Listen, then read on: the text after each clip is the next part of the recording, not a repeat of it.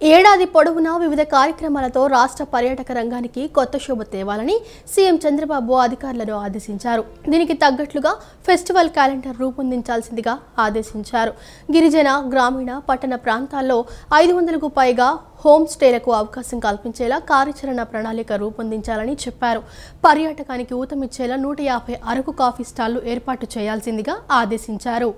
ఏపీలో టూరిజం అభివృద్ధికి ఏడాది పొడవునా కార్యక్రమాలు నిర్వహించాలని సీఎం చంద్రబాబు అధికారులను ఆదేశించారు. ఇందుకోసం టూరిజం ఫెస్టివల్ క్యాలెండర్ రూపొందించాలని పర్యాటక రంగంపై సచివాలయంలో జరిగిన సమీక్షలో వారికి సూచించారు.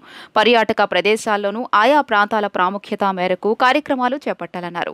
పర్యాటక రంగ అభివృద్ధికి ఎంతో అవకాశం ఉందని సీఎం చంద్రబాబు తెలియజేశారు. ఇందులో భాగంగా 20% వృద్ధి సాధించాలని నిర్దేశించారు. కన్సల్టెన్సీల ఏర్పాటు ద్వారా పర్యాటకానికి అనుకూలంగా ఉన్న ప్రాజెక్టులు వీలైనన్ని ఎక్కువ రూపొందిస్తే వాటిని చేపట్టేందుకు ప్రముఖ సంస్థలు ముందుకు వస్తాయని చెప్పారు. సింగపూర్ తరహాలో ఏపీలోనూ నైట్ సఫారీ గురించి అధ్యయనం చేయాలన్నారు. సముద్ర తీర ప్రాంతాలను గుర్తించి వాటి అభివృద్ధికి ప్రత్యేక చర్యలు తీసుకోవాలని సూచన చేశారు.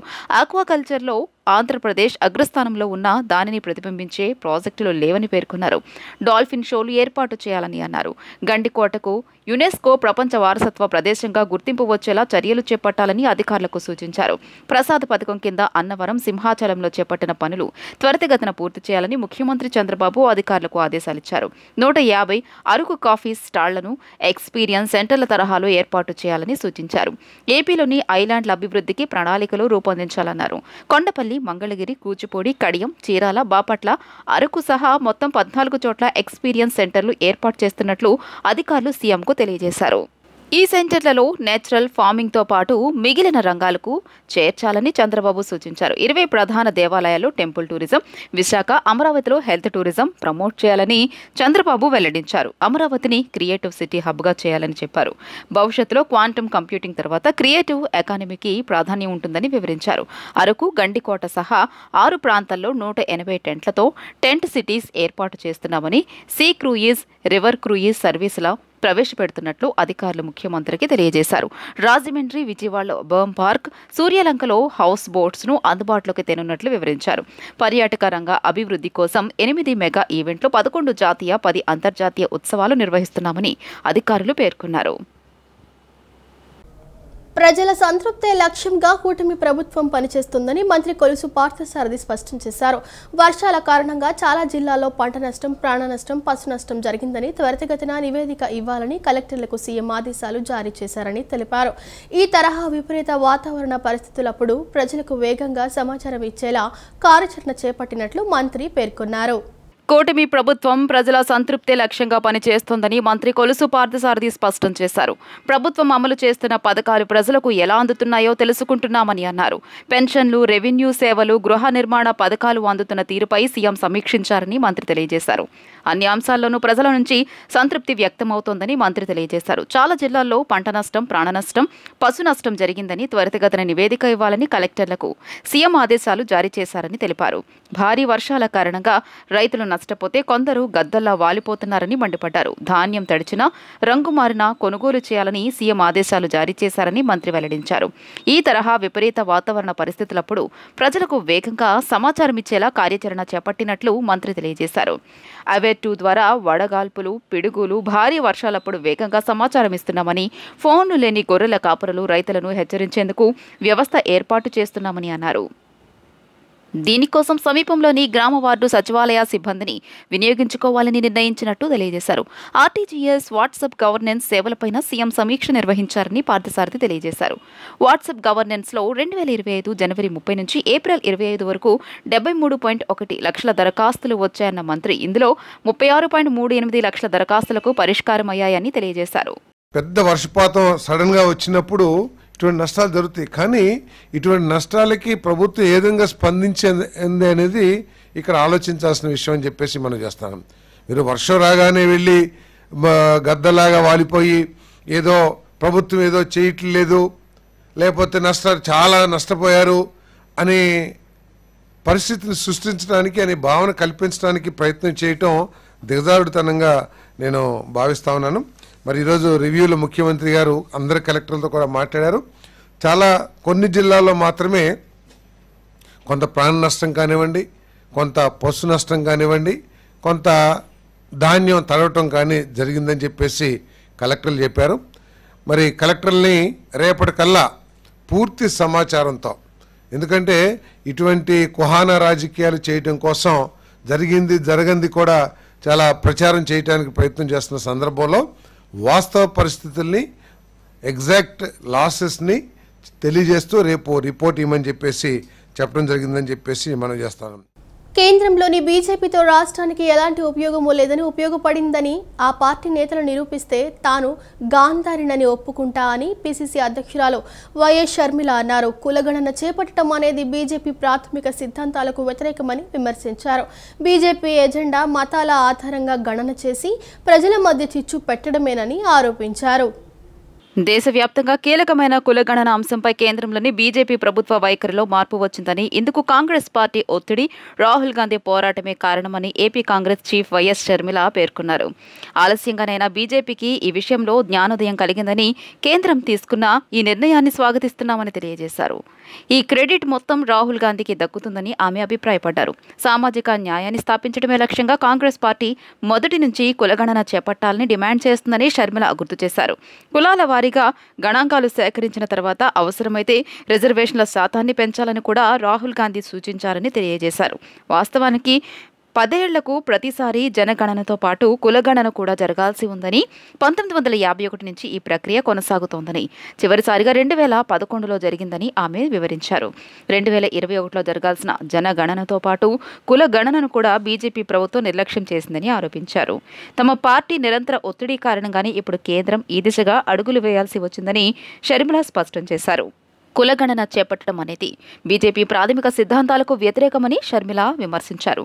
బీజేపీ ఎజెండా మతాల ఆధారంగా గణన చేసి ప్రజల మధ్య చిచ్చు పెట్టడమేనని ఆరోపించారు. కులగణన జరిగితే తమ మత గణన రాజకీయాలకు ఆటంకం ఏర్పడుతుందనే ఉద్దేశంతోనే ఇన్నాళ్లు బీజేపీ దీనికి అంగీకరించలేదని విమర్శించారు. తెలంగాణ, కర్ణాటక వంటి రాష్ట్రాలు కుల గణన దిశగా అడుగులు వేయడం, దేశవ్యాప్తంగా దీనికి డిమాండ్ పెరగడంతో బీజేపీపై రాజకీయ ఒత్తిడి పెరిగిందని, అందుకే ప్రస్తుత నిర్ణయం తీసుకోవాల్సి వచ్చిందని విశ్లేషించారు. కేంద్ర ప్రభుత్వం ఎట్టకేలకు దేశవ్యాప్తంగా కులగణనకి ఒప్పుకున్నట్టుగా మొన్న బీజేపీ మంత్రి ప్రకటించడం జరిగింది. చాలా సంతోషం. ఇప్పటికైనా జ్ఞానోదయం అయింది. ఇప్పటికైనా బీజేపీ పార్టీ కులగణనకి అంగీకరించింది. దీన్ని కాంగ్రెస్ పార్టీ స్వాగతిస్తుంది. నిజానికి ఇది సాధ్యం అయ్యింది అంటే దానికి కారణం రాహుల్ గాంధీ గారు. రాహుల్ గాంధీ గారు ఎప్పటి నుంచో కులగణన జరగాలి అని ఎప్పటి నుంచో డిమాండ్ పెట్టారు. మన దేశంలో ఏ కులానికి సంబంధించి ఎవరు ఏ ఆర్థిక పరిస్థితుల్లో ఉన్నారో తెలియకపోతే వారికి న్యాయం చేయటం అసాధ్యం. కాబట్టి కులగణన అనేది తప్పనిసరి. కులగణన తప్పకుండా జరగాల్సిన విషయము. అది చేసిన తర్వాత ఆ కులగణన డేటా ప్రకారము రిజర్వేషన్లు కూడా ఆల్టరేషన్ అయితే ఆల్టరేషన్, లేకపోతే పరిమితి పెంచాల్సి ఉంటే పెంచాలి అన్న విషయాన్ని కూడా రాహుల్ గాంధీ గారు అనేక సందర్భాలలో డిమాండ్ చేయడం జరిగింది. అభివృద్ధి పనుల్లో భాగంగా విజయవాడ దుర్గగుడి ఘాట్ రోడ్డును నేటి నుంచి 3 రోజుల పాటు మూసివేశారు. తరచూ కొండచర్యలు విరిగిపడుతున్న నేపథ్యంలో ప్రమాదాల నివారణ తీవ్రతను తగ్గించేందుకు అధికారులు గట్టి చర్యలు తీసుకోనున్నారు. ఈ నేపథ్యంలో 6, 7, 8 తేదీలలో ఘాట్ రోడ్డు మూసివేయాలని ఆలయ అధికారులు నిర్ణయించారు. ప్రకటించిన తేదీలలో ఘాట్ రోడ్డుపై ఎటువంటి వాహనాలను అనుమతించేది లేదని అధికారులు స్పష్టం చేశారు. విజయవాడలోని దుర్గగుడి ఘాట్ రోడ్ను నేటి నుంచి 3 రోజుల పాటు మూసివేశారు. ఘాట్ రోడ్లో మరమ్మతులు, కొండ చర్యలకు మెష్ ఏర్పాటు చేయాల్సిన అవసరం ఉండడంతో ఈ నిర్ణయం తీసుకున్నారు. దూర ప్రాంతాల నుంచి వాహనాల్లో వచ్చే భక్తుల కోసం ప్రత్యేక పార్కింగ్ ఏర్పాట్లు చేశారు. హైదరాబాద్ నుంచి వచ్చే వాహనాల కోసం పున్నమి ఘాట్ వద్ద పార్కింగ్ ఏర్పాటు చేయగా, విశాఖపట్నం, చెన్నై తదితర ప్రాంతాల నుంచి వచ్చే వాహనాలు సీతమ్మ వారి పాదాల వద్ద ఉన్న హోల్డింగ్ పాయింట్లో పార్క్ చేయవచ్చు. భక్తుల సౌకర్యార్థం ఈ 3 రోజుల పాటు పార్కింగ్ ప్రాంతాల నుంచి ఆలయం వరకు దేవస్థానం ఉచిత రవాణా సదుపాయం అందిస్తోంది. రాజ్యసభ సభ్యునిగా కూటమి అభ్యర్థి పాక వెంకట సత్యనారాయణ ఏకగ్రీవంగా ఎంపికైనట్లు రిటర్నింగ్ అధికారి ఆర్ వనితారాణి ప్రకటించారు. రాష్ట్రంలో ఖాళీగా ఉన్న రాజ్యసభ స్థానం భర్తీ చేసేందుకు కేంద్ర ఎన్నికల సంఘం గత నెల 22న నోటిఫికేషన్ విడుదల చేసిందన్నారు. నామినేషన్ల గడువు ముగిసే సమయానికి 2 అభ్యర్థులు నామినేషన్లు దాఖలు చేశారని, అందులో ఒక్క నామినేషన్ మాత్రమే చెల్లుబాటు అయిందన్నారు. అభ్యర్థులెవరూ పోటీలో లేకపోవడంతో మిగిలిన అభ్యర్థిని ఏకగ్రీవంగా ఎన్నికైనట్లు ప్రకటించినట్లు రిటర్నింగ్ అధికారి ఆర్ వనితారాణి తెలిపారు. మహిళా సంక్షేమం కూటమి ప్రభుత్వంతోనే సాధ్యమని ఎమ్మెల్యే బోండా ఉమామహేశ్వరరావు అన్నారు. 63వ డివిజన్లోని గాయత్రి స్కూల్లో గర్భిణులకు సామూహిక సీమంతం కార్యక్రమానికి ముఖ్య అతిథిగా హాజరైన ఎమ్మెల్యే ముందుగా పసుపు కుంకుమలతో పాటు చీరలు అందజేసి ఆశీర్వదించారు. రాష్ట్రంలో మునుపెన్నడూ లేని విధంగా సీఎం చంద్రబాబు సంక్షేమ పథకాలు అందిస్తున్నారని అన్నారు. చంద్రన్న పాలనలో మహిళల అభ్యున్నతే ధ్యేయంగా కూటమి ప్రభుత్వం పనిచేస్తుందని విప్ ఎమ్మెల్యే బోండా ఉమామహేశ్వరరావు అన్నారు. టీడీపీ 63వ డివిజన్ కమిటీ ఆధ్వర్యంలో గర్భిణులకు సామూహిక సీమంత కార్యక్రమం సుందరయ్య నగర్ గాయత్రి స్కూల్లో సోమవారం నిర్వహించారు. 40 మంది గర్భిణులకు సామూహిక సీమంతం చేశారు. ఫలాలు, మిఠాయిలు, పువ్వులు, చీరలు అందించి సన్మానించారు. ఈ సందర్భంగా ఆయన మాట్లాడుతూ మహిళలను ప్రగతి బాట పట్టించి దేశ ఆర్థిక వ్యవస్థలో వారిని కీలక భాగస్వాములను చేస్తామని చెప్పారు. ఆత్మగౌరవానికి, సంక్షేమానికి అధిక ప్రాధాన్యం ఇస్తోందన్నారు. పుట్టింట్లో నిర్వహించిన తరహాలో మధ్య నియోజకవర్గ వ్యాప్తంగా సీమంతం కార్యక్రమాలు నిర్వహిస్తున్నామని వెల్లడించారు.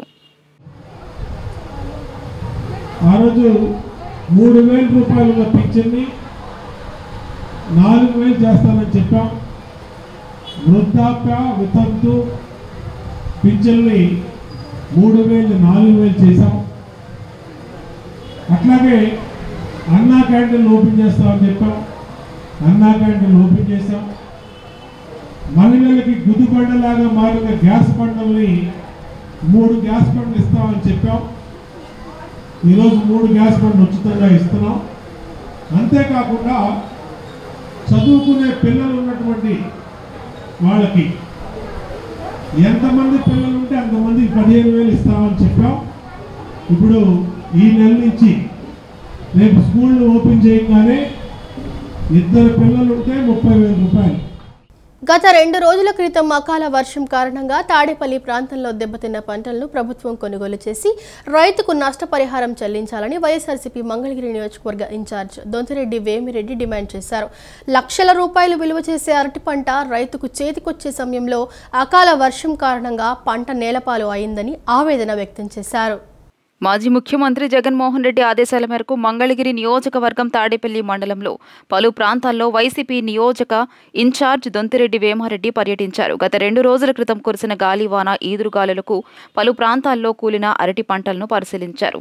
ఈ సందర్భంగా దొంతిరెడ్డి మాట్లాడుతూ మరొక నెల రోజుల్లో పంట చేతికి వచ్చే సమయంలో గాలివాన రావడంతో అరటి రైతులు నష్టపోయారని అన్నారు. వ్యవసాయ శాఖ అధికారులను ఫోన్ల వివరాలు అడిగి తెలుసుకున్నారు. 1 ఎకరా అరటి తోటకి సుమారు 2 లక్షలు నష్టపోయిన అరటి రైతులను ప్రభుత్వం వీలైనంత త్వరగా నష్టపరిహారం ప్రకటించి రైతులను ఆదుకోవాలని కోరారు. రైతుకు న్యాయం చేయకపోతే రైతుల పక్షాన వైసీపీ ఆందోళన చేపడుతుందని హెచ్చరించారు.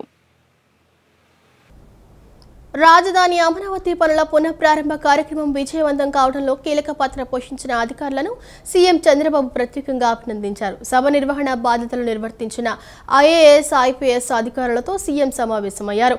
ఎక్కడా ఎలాంటి అవాంతరాలు తలెత్తకుండా, ప్రజలు ఇబ్బందులు పడకుండా పగడ్బందీగా ఏర్పాట్లు చేశారని ప్రశంసించారు.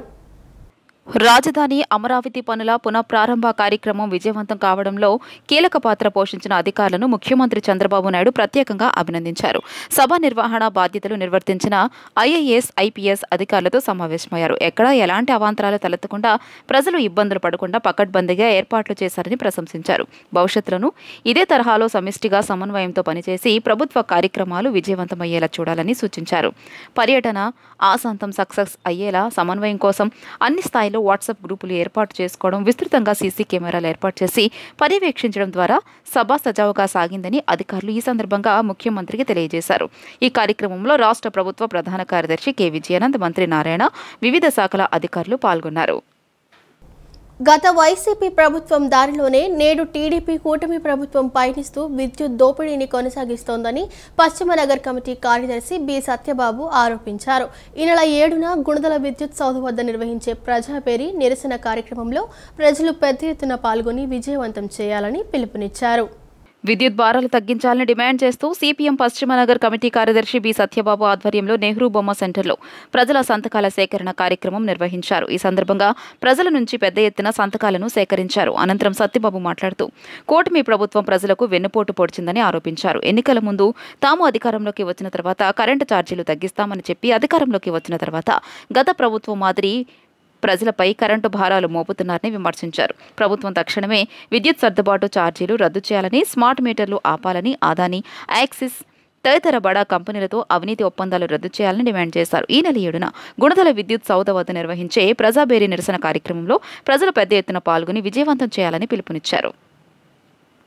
ఈ పోరాటం ప్రారంభం మాత్రమే. ప్రజలారా, మన కరెంటు కాల్చుకోకపోయినా మనకి అదనంగా వసూలు చేస్తున్నటువంటి ఈ కరెంటు బిల్లుల భారాలని వ్యతిరేకించండి. మనకు అవసరం లేని అదానీ స్మార్ట్ మీటర్ల పేరుతో తీసుకొస్తున్నటువంటి దోపిడీ మీటర్లని మనం వ్యతిరేకించండి, అడ్డుకోండి సిపిఎంగా ప్రజానీకానికి విజ్ఞప్తి చేస్తున్నాం.